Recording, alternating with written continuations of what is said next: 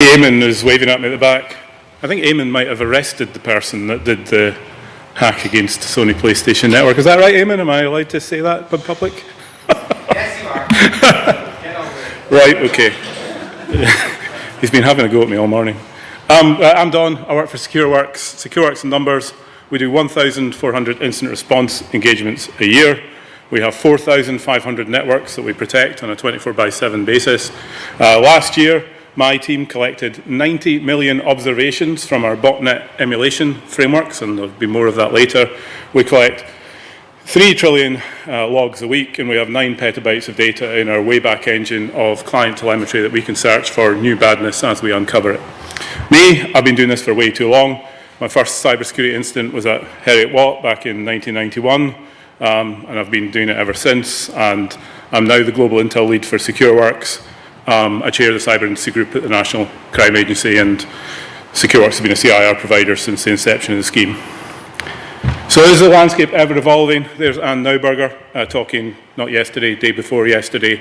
Here's a tweet from this morning, the fog of cyber war. The White House warns about Russian badness. We've got Lapsus Group and all the rest of this. And then we've got this tweet from Anders from over 2 years ago. I like to think that InfoSec is a lot of turbulence for very little current. Stay away a week and it feels like you've completely lost touch. Stay away a year and it's all the same. And hopefully you'll see by the end of my presentation that that last sentence is exactly where I'm coming from. So what's a threat? Threat's a combination of intent, the desire to do something, capability, the means with which you can do it, and the opportunity that presents itself to bring your capability to bear. And the intents that we see, stealing money, stealing ideas, stealing data, temporary disruption, and somewhat more permanent disruption. I'm going to focus today on sophisticated criminal enterprises, criminal money making. No surprise there, because the impact is greatest for us. The last 10 years, probably, if I'm honest, 15 or even 17 years have been this evolution of how to monetize network intrusion. Started with banking Trojans. The victim was actually the end user, not the enterprise. Then the banking Trojans started to be used against enterprise fund transfers. We had single host ransomware, things like CryptoLocker and things like that. We did the takedown of Game of Zeus and CryptoLocker back in 20-something, 13, 14. And then we had the rise of post-intrusion ransomware, so multi-host compromise. The enterprise actually has some impact rather than an end user having some impact, and the losses can be quite significant, probably more than I have there. And then, of course, the bad guys are kind of like, how can we convert more of these victims into paying victims? All right, okay, well, we'll steal data and we'll do the name and shame stuff. And the name and shame stuff is not particularly nice. This is one example from a few years ago. You know, someone's documents, their costing spreadsheets, all exposed to the internet.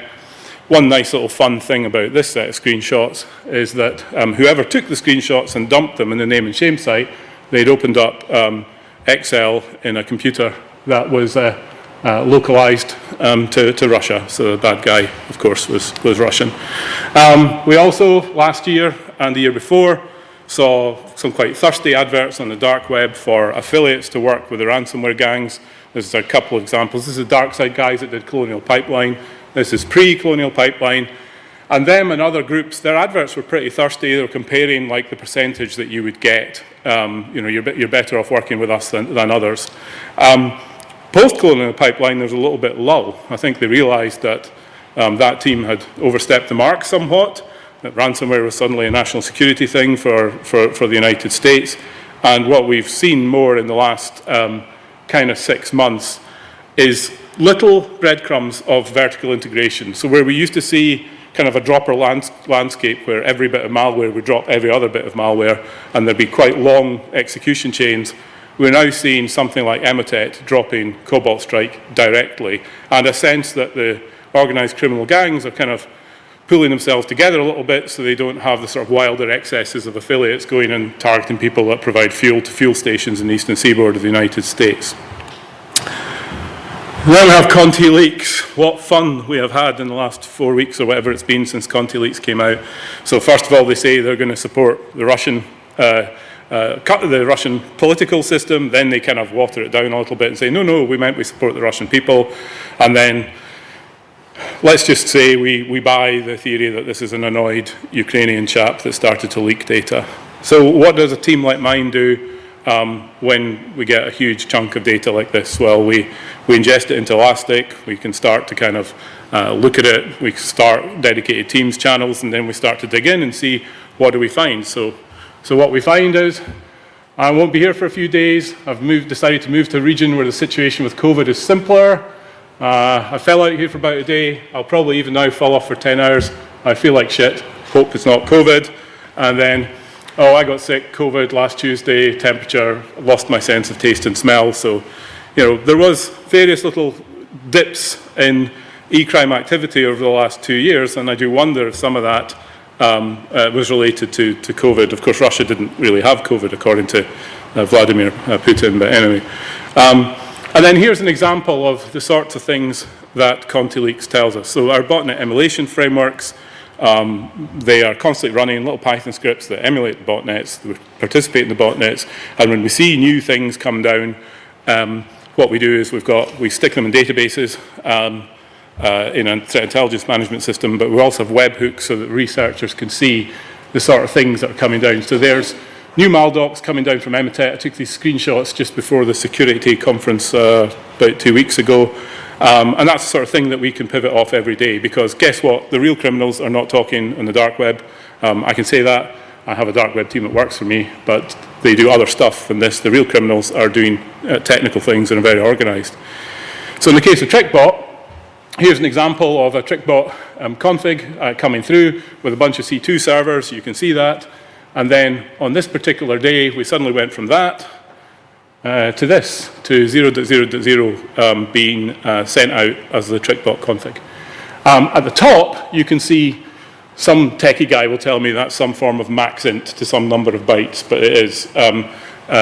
So what happens there is it's a bit like the serial in a DNS zone file, where you increment that and it knows it's a new version.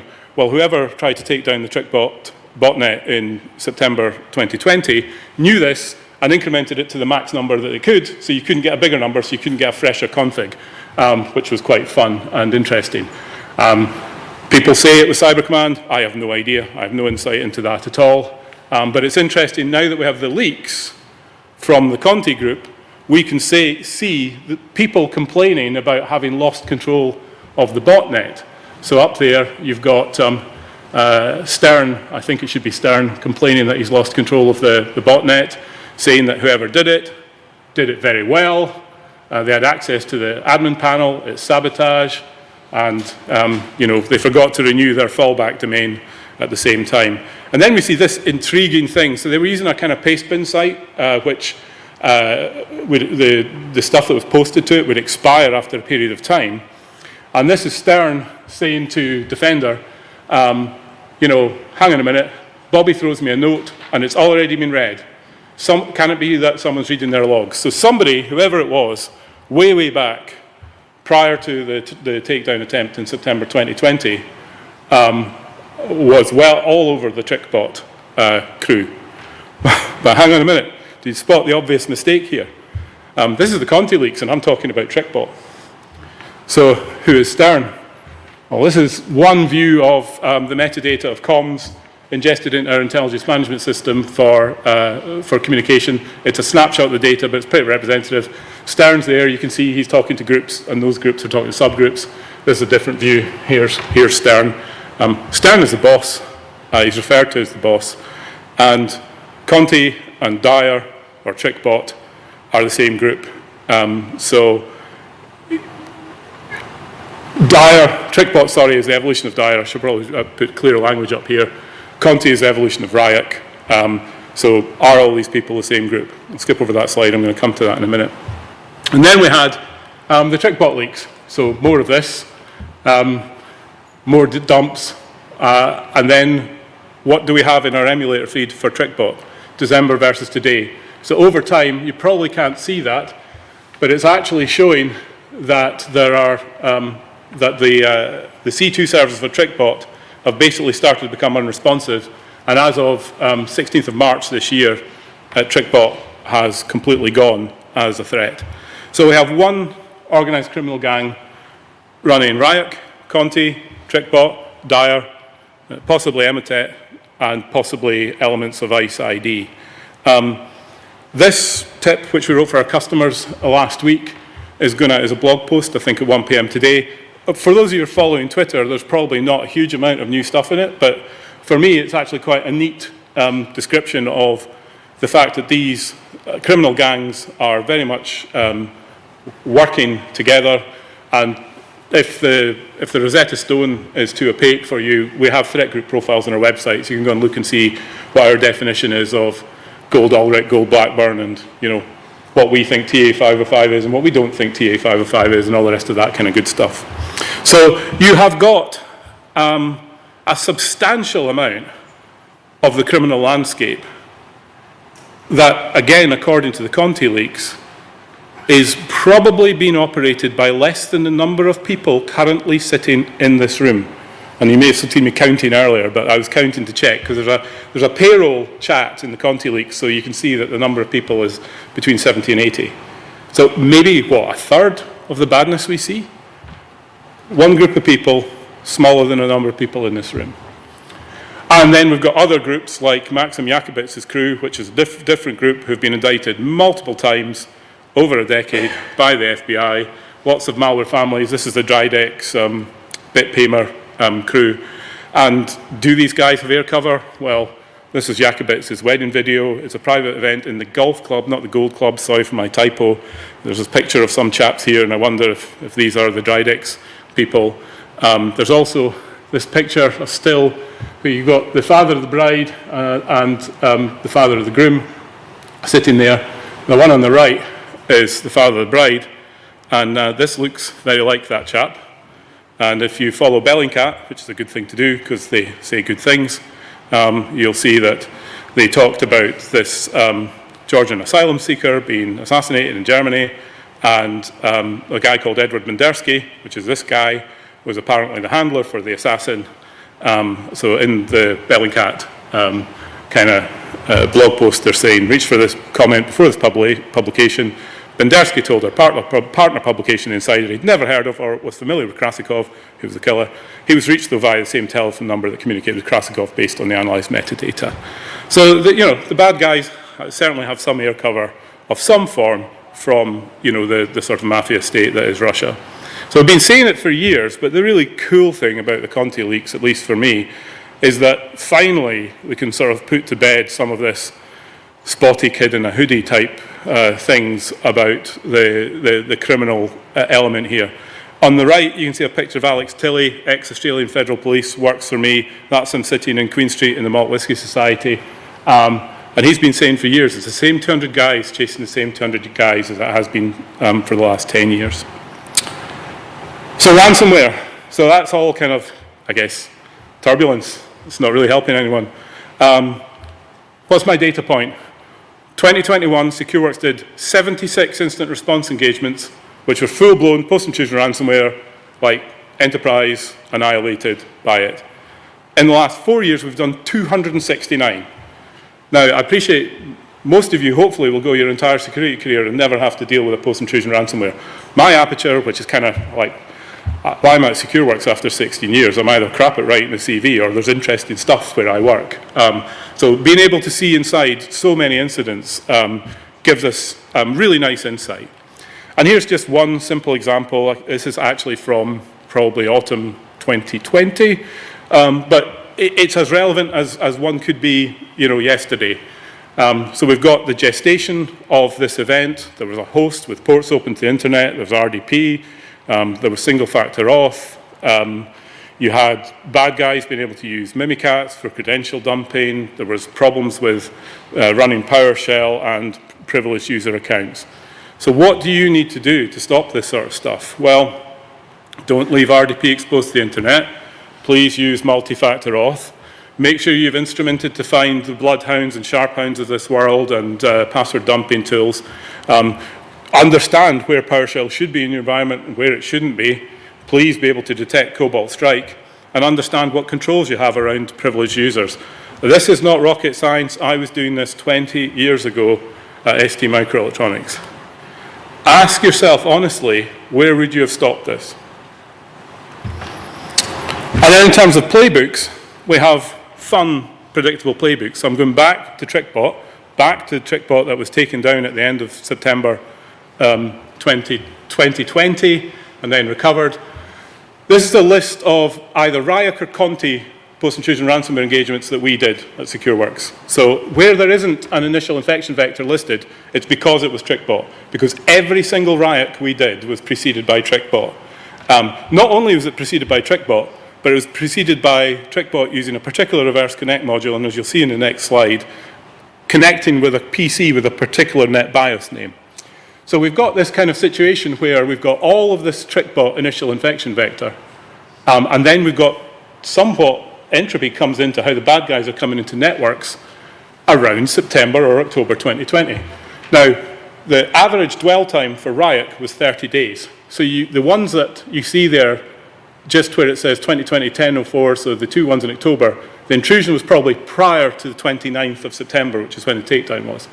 So that was the TrickBot disruption. You can move that line down and ask yourself, what effect did this disruption do? Did it have the disruption effect of knocking TrickBot out? Ultimately, after 18 months later, yes. But did it just mean that the actor's playbook became less deterministic? And for us, it had previously been super deterministic. So this is our threat hunting lead pinging my team in October 2019 saying, is there a CTU representative for this customer? Lots of bad things going on there, including this NetBIOS name. And as soon as we saw that NetBIOS name on the TrickBot backconnect module, we knew that ransomware was coming. And we saved so many customers from that, from understanding the use case. Now, there's no point writing that down because it's all blown, it's all old. This is not the playbook that you are looking for. So the homework question is, did the takedown attempt help if it made the bad guy playbook less predictable? Dwell time, again, n equals 76 here. The mean dwell time between flash and bang, between initial intrusion and the ransomware event across 76 ransomware engagements was 22 days.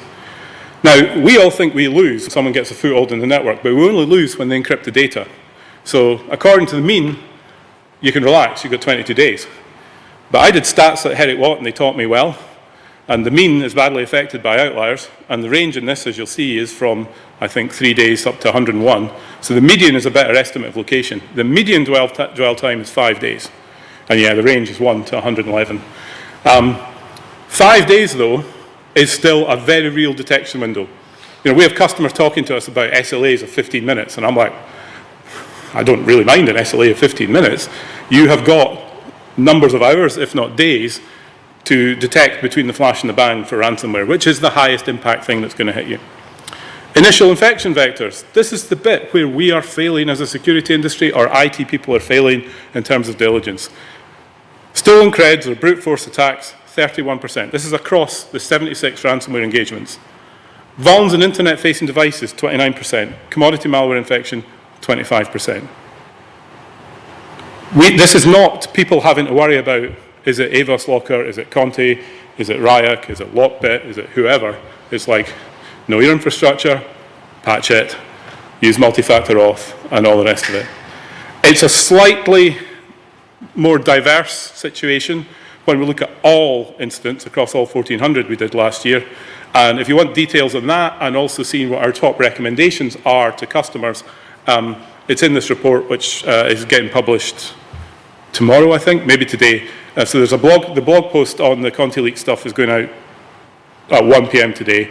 I think this is going out either yesterday or tomorrow. But anyway, it's just a bunch of stats, and you can look at that and ask yourself, would this recommendation apply to me? Hostile state actors playbooks too. So here we have one victim, 3 Chinese threat groups. There's an entire 2-hour presentation on what we've uncovered here since January. And, you know, there's lots of usual things that people do. It's probably too small to see, but about a third of the way up from the bottom, you can see the classic Chinese ping minus N1. And of course, what does he say at this point in the film? Give me a ping, just one. And I never ever typed that in my life as a sysadmin. It's like it's 3 extra characters. Why would you do that? Type ping IP address, press Control C, whatever. But for some reason, the Chinese all seem to type ping minus N1. Last year at one point, one of the chaps in the team said, we've just found this Chinese group doing ping minus N3, Don, you're going to have to update your presentation. Right, Sunburst Supernova wouldn't be a vendor presentation about the world of badness if it didn't include a discussion around a threat that probably doesn't impact anyone in this room, because they were only really after US federal government targets. Anyway, Mandiant put out their blog post. They put out a whole lot of stuff, which is very useful and very diligent, and a very community of them, which is good. And in there was this web shell, Supernova. Then Microsoft came out a few weeks later with their blog post and said, yeah, that's all good, but this has nothing to do with the Russians. It's something entirely different. Oh, right, okay. So time passes, or actually time hadn't passed. We then looked back and we found Supernova on a client, which was all quite cool, and we kind of looked at that, and then we looked at an earlier intrusion on the same client, which we had thought was random China, unable to attribute it to a threat group. And we could see that there were many breadcrumbs that linked the two things together, lots and lots of things. It was beyond reasonable doubt. It was the same actor. It was just two different phases of their campaign, so we tipped it and we blogged it. The interesting thing about all of this, though, of course, was that the bad guys had made an operational security error when they were working. So they'd seen Redcloak, our EDR agent, getting deployed, and they'd obviously thought, what's this? So this host suddenly registered against us, AHA PC, and phoned home from 117, 21, 187, 144, which is here, which is not where our customer is, but it is where we thought the bad guy was. Oh, I think we now know it's what the bad guy was. So we put that out in the blog, and we didn't hide it, but we didn't kind of like put a flag on it. I had expected, you know, the internet to kind of like blow up with people going, what's this IP address? And almost the only person to spot it was Malware Tech, the WannaCry dude, saying, I love the bit where they installed the EDR agent and exposed where they were coming from. Yeah, so have I been too quick or too slow? Oh, it's not bad, 26 minutes. There's my last slide. Flow turbulence. Everyone's heads can be turned by current events. It's my team's job to keep track of current events. It's hard work, it's stressful, you know, it's 24/7. I've got people in Melbourne, I've got people in Reno, Nevada, and everywhere in between. But the bottom line is, if you want to defend against this bad stuff, if you're worried about what might happen if the Russians start to retaliate because of sanctions following on from the dreadful happenings in Ukraine, use as your playbook defending against ransomware precursors. Because if you do that, you will find that many, many, many different threat pathways coalesce onto that. That's the same as looking for most APT actors. It's the same for looking for standard network intrusion. Crypto mining is a much simpler thing. Malware is a much simpler thing. But if you think, right, my focus is going to be defending against ransomware precursors, and not ransomware, because if you detect the ransomware, it's too late, then that is a very, very good exercising scenario for all of you. Ransomware incidents are generally the result of control framework gaps. There's no targeting here. We understand the physiology of how this happens. There is no targeting. So, as I said earlier, if you don't have MFA, implement it now. If you don't understand where all your infrastructure is, please work that out. Patch or be punished, and we see that happening all the time. There's still a long tail of Log4j incidents that are kicking off where actors understand entire vertical application stacks and work out how to burst out of the bit where the Log4j thing is running. So there was some in the last couple of months with VMware Horizon and things like that, and that will continue to flow through. So make sure you're patched and catch the hands-on keyboard stuff with a decent EDR tool. You may not detect the malware, you may not detect somebody clicking on a fish, but you're going to detect someone starting to do their lateral expansion and exploding around your network. You will always detect the human. And as I said at the start, this is excellent exercising for most network intrusions. So that's all from me. I hope it's been interesting. Like I say, this mini report is published yesterday, today, or tomorrow. I'm not sure when, but you can download it. And the blog post on the links between the different criminal gangs is definitely coming out today at 1 p.m. I do know that. It's written by one of my team. Thank you very much.